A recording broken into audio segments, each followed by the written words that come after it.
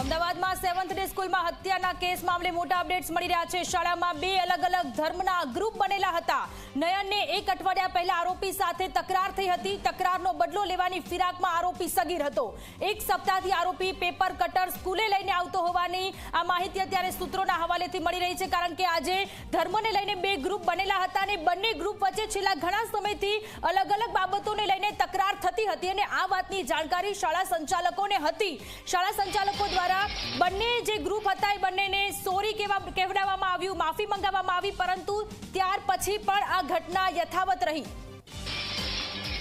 આપણી સાથે સંવાદદાતા ઉદય રંજન જોડાયેલા છે લાઈવ। ઉદય, સૌથી મોટો સવાલ એટલા માટે થઈ રહ્યો છે કે શાળામાં હિન્દુ અને મુસ્લિમ બે ધર્મને લઈને અલગ અલગ ગ્રુપ બનેલા હતા અને આ ગ્રુપ વચ્ચે છેલ્લા ઘણા સમયથી કોઈ ને કોઈ બાબતોને લઈને તકરાર થતી હતી। સૂત્રોના હવાલેથી એવી પણ માહિતી મળી રહી છે કે શાળાના સંચાલકોને આ વાતની જાણ હતી, છતાં પણ એ લોકોએ કોઈ જ કાર્યવાહી ન કરી। જરૂરથી સોનલ, જો વાત કરવામાં આવે તો વારંવાર જે છે શાળા સંચાલકો અને શાળાની બેદરકારી જે છે એ સામે આવી રહી છે, કારણ કે જ્યારે આને મારવામાં આવ્યું ત્યારબાદ જે છે એની સારવાર મોડી થઈ, ત્યાં એ પણ એક બેદરકારી સામે આવી છે। સાથે સાથે અત્યારે જે સૂત્રો પાસેથી માહિતી મળી રહી છે પ્રમાણે કે અહીંયા બે જૂથ ચાલી રહ્યા હતા।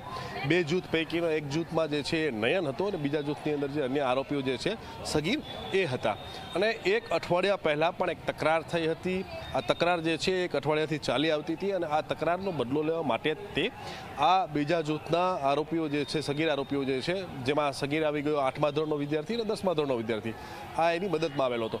તો 8મા ધોરણના વિદ્યાર્થીને જે બબાલ થઈ હતી કે જે તકરાર થઈ હતી તેનો મદદ કરવા માટે 10મા ધોરણનો સગીર આરોપી જે છે એની સાથે આવેલો હતો અને એક અઠવાડિયા પહેલાં બબાલ થયેલી હતી। આ બબાલને જે લઈને જેની જાણ જે છે ક્લાસના ટીચર હતા તેને પણ હતી, પરંતુ નક્કી એવું કરેલું હતું કે બંને એકાબીજાને સોરી કહી આખો મામલો થાળે પાડી દેવાનો રહેશે, પરંતુ આ કોઈ આવો સોરી કહેવાનો મોકો મળ્યો ન હતો અને છેલ્લા એક અઠવાડિયાથી આ સગીર આરોપી જે છે ધોરણ 8નો એ પોતાની સાથે આ પેપર કટર જે પેપર કટર ફેરવી રહ્યો હતો અને મોકો મળતાની સાથે તે નયનને જે છે પેટના ભાગે આ પેપર કટર મારી દીધું, જેના કારણે તેનું મૃત્યુ નીપજ્યું છે। તો આટલી તકરાર જે ચાલી રહી હતી, કેમ શાળા સંચાલકો કે ક્લાસ ટીચરે એકાબીજાના વાલીઓને બોલાવી અને સમાધાન ન કરાવ્યું અથવા તો આ મામલો જાણવાનો પ્રયાસ કેમ ન કર્યો? આ એક સૌથી મોટો સવાલ થઈ રહ્યો છે। ત્યારે પોલીસ તપાસની અંદર આ તમામ વિગતો આવે છે કે નથી આવતી, જો આવે છે તો એને લઈને પુરાવા શું સામે આવે છે એ પણ મહત્વનું બની રહેશે।